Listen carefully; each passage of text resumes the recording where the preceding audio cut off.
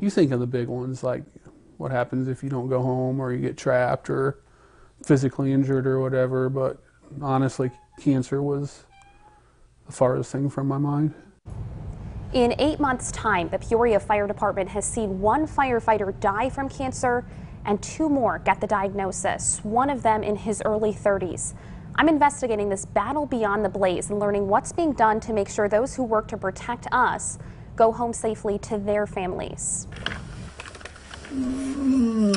When you meet certain people, you just know that their job chose them. I always wanted to be a fireman. Nick Reardon is one of those people. He's the type of guy that would give you the shirt off his back. So becoming a firefighter was the perfect fit. You know, we don't want anybody's house to be on fire, but if it is, we want to be the ones to put it out. And Nick has done that time and time again. Since high school, Nick has used that big heart of his, running into burning buildings to save people. That's until June, when something didn't feel right. So I went to see my doctor. He ordered a sonogram of my gallbladder. He thought maybe my gallbladder was acting up, and when they did the sono of my gallbladder is when they found the tumors on my liver. Neuroendocrine cancer, stage 4, and it had spread to Nick's liver. Kind of take you by surprise. His wife Sarah gave birth to their 3rd child 1 week after Nick started chemo. I would say 6 weeks' time we were completely fine, family of 4 with 1 on the way,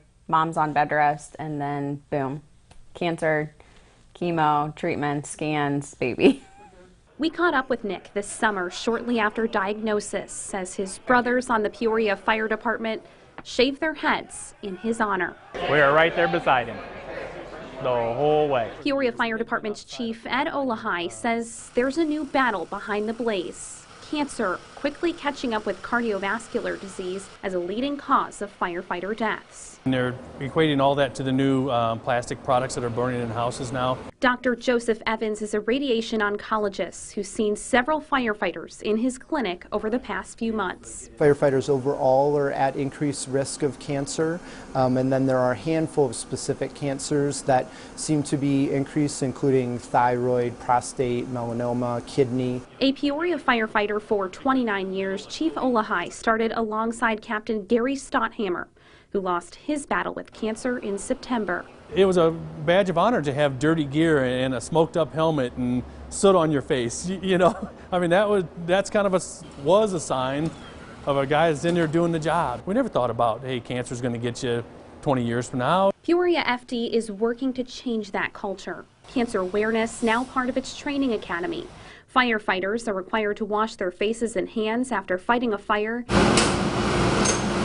and gear is sent off to an extractor to be washed. My hope is, everybody goes home safely after every shift. There's no doubt about that. And my hope is, a long life. But I think we're more realistic in the fact that we know we're only going to dodge these bullets for so long. So we're giving them, everything that we can to try to stop it.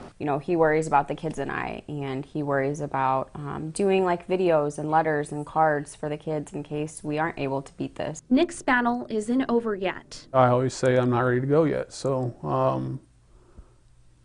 don't get me wrong, we have our bad days too, or we're depressed or just not having a good day emotionally, but for the most part, our faith, our friends, our family, it's very easy to stay positive when you got that kind of support. But much like fighting a fire, this battle will be won with 1 heart of gold and the dozens of others that stand behind him. The fire department currently only has 1 set of gear and 1 extractor machine. PFD hopes to eventually provide each firefighter with 2 sets of gear and buy another extractor. The city's budget deficit doesn't allow for that right now, so the department says it will continue to do what it can to keep firefighters safe. Well, we wish the family all the best, and we're happy they talked to us to share this important information. Yeah, very strong, brave people. Absolutely.